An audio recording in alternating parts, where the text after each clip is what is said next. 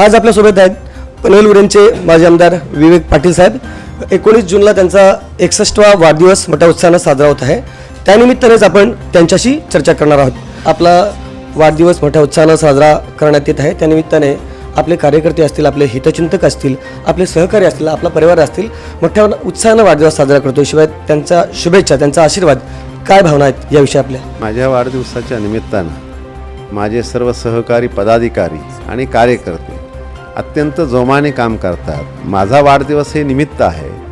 ह्या अनुषंगानं काहीतरी कार्यक्रम घ्यावा, नवा काहीतरी कार्यक्रम द्यावा, लोकांची चांगल्या प्रकारची सेवा कशी करता येईल हा विचार ठेवून माझे सर्व पदाधिकारी, बाळाराम पाटील असतील, जे एम म्हात्रे असतील, आमचे काशीनाथ पाटील असतील, अन्य सगळेच पदाधिकारी आणि आमचे प्रत्येक अगदी गाव पातळीवरचा कार्यकर्तासुद्धा मोठ्या जोशाने काम करतो. आणि ह्या वर्षी जर आपण विचार कराल तर 61,000 कुटुंबांना आम्ही मोफत आरोग्य विमा योजनेचा लाभ देणार आहोत. ओरिएंटल इन्शुरन्स कंपनी जी सेंट्रल गव्हर्नमेंटची आहे, त्या सेंट्रल गव्हर्नमेंटच्या ह्या ऑर्गनायझेशनच्या माध्यमातून, विमा कंपनीच्या माध्यमातून 61,000 कुटुंब हे जवळजवळ अवरेजली साधारण 2.5 लाख लोकांना विमाचं कव्हर आम्ही ह्या ठिकाणी द्यायला मागतोय.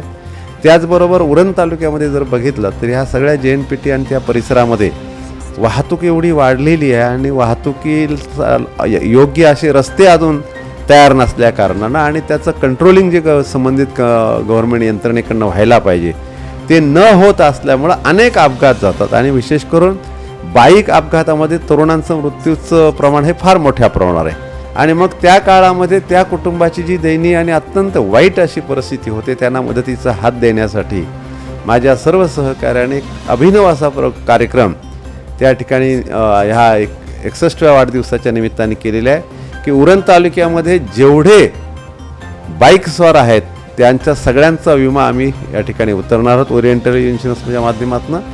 आणि त्याच्यामधनं दुर्दैवानं जर अपघात झाला तर हॉस्पिटलायझेशनसाठी 1 लाखापर्यंतची मदत त्या अपघातग्रस्ताला निश्चितपणे मिळणार आहे. आणि दुर्दैवाने जर मृत्यू झाला तर त्याच्या वारसांना 4 लाख रुपये मदत मिळेल.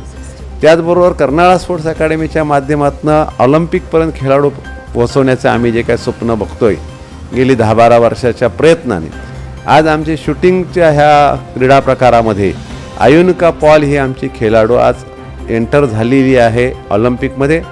कर्नाळा स्पोर्ट्स अकॅडमीच्या माध्यमातून आपण त्यांच्यासाठी रिओला जे ऑलिम्पिक होणार आहे ब्राझीलमध्ये, त्या रिओला तिथे ज्या प्रकारची शूटिंग रेंज आहे तशी सेम शूटिंग रेंज आपण कर्नाळा स्पोर्ट्समध्ये अद्ययावत केली. अशा प्रकारचा एक अभिनव कार्यक्रम माझ्या कार्यकर्त्यांनी माझ्या वाढदिवसाच्या निमित्ताने घेतलेला आहे. सर, आपण अनेक वर्षापासून राजकारणात सक्रिय आहात. तर समाजकारणासाठी राजकारण किंवा समाजसेवेसाठी राजकारण हे राजकारणाचं मुख्य सूत्र असायचं. परंतु काळाच्या ओघाने त्याच्यामध्ये आता राजकारण करण्यासाठी समाजकारण असं सर्वपक्ष एक सर्वत्र चित्र पाहायला मिळतं. तर हे आपण अनेक वर्षात काम करत असताना आपल्याला हा बदल कसा काय जाणवतो? नाही, काय आहे, असा बदल मानणारे जे कर्ण असतात ते असतील, पण आम्ही मात्र समाजकारणासाठीच आम्हाला शेतकरी कामगार पक्षाने जी शिकवण दिलेली आहे किंवा इव्हन शेतकरी कामगार पक्षाची स्थापना होत असताना जी काय तत्त्वज्ञान आणि मूलतत्त्व जी विचारात घेतली, तर पहिल्यांदा आपण निवडणुकीसाठी राजकारण करत नाही आहोत, तर आपण लोकांची सेवा करण्यासाठी राजकारण करतो. सत्ताकारण हे शेतकरी कामगार पक्षाने कधीच डोळ्यासमोर ठेवलं नाही. तर राजकारणामध्ये समाजकारण हेच सर्वात महत्त्वाचं आहे. आणि ते समाजकारण समाजाचे प्रश्न सोडवण्यासाठी लढा देण्याची तयारी आणि लढाच्या जनआंदोलनाच्या माध्यमातून सर्वसामान्य जनतेचे प्रश्न सोडवण्याची ताकद शेतकरी कामगार पक्षामध्ये निश्चित आहे. ती आत्तापर्यंत आम्ही राबवली आणि याच्या भविष्यातही आम्ही ती राबवत राहू. पनवेल आणि उरण यामध्ये शेतकरी कामगार पक्षाचं प्राबल्य आहे आणि यासाठी फार महत्त्वाचं योगदान आपलं आहे, हे सर्वश्रुत आहे. अशात देखील आपल्याला पराभव पत्करावा लागलेला आहे. काय बोलाल याविषयी? ह्या विभागामध्ये शेतकरी कामगार पक्षाचं प्राबल्य माझ्यामुळे नाही, तर शेतकरी कामगार पक्षाशी अत्यंत निष्ठेनं काम करणाऱ्या हजारो कार्यकर्त्यांमुळं शेतकरी कामगार पक्ष इथं टिकून आहे. आता पराभवाचं जर तुम्ही म्हणाल तर आयत्या वेळेस कोणीतरी येऊन काहीतरी सांगतं, लोक आता पटकन विश्वास ठेवतात. आता त्या विश्वासामुळं काही वेळेला थोडासा मतांमध्ये परिणाम होतो. आमच्या विरोधकांनी सगळ्यांनी माझ्याविरुद्ध सर्वांनीच एकजूट केली. एकजूट करून देखील फक्त माझा 800 मतांनी पराभव झाला. त्याच्यामुळे पराभव हा काय नाही, पराभव हा तात्पुरता आहे. पराभव हा टेक्निकल आहे, लोकांनी पसरवलेल्या गैरसमजातला आहे. आणि थोडंसं असं असतं, नेहमीच असतं तर जरा लोकांना थोडासा बदल पण हवा असतो. त्या बदलाच्या माध्यमातून झालेला आहे, पण तो काय विषय आता राहिलेला नाही. आता लोक स्वतःहूनच आम्हाला सांगायला येतात का साहेब आमची फार मोठी चूक झाली.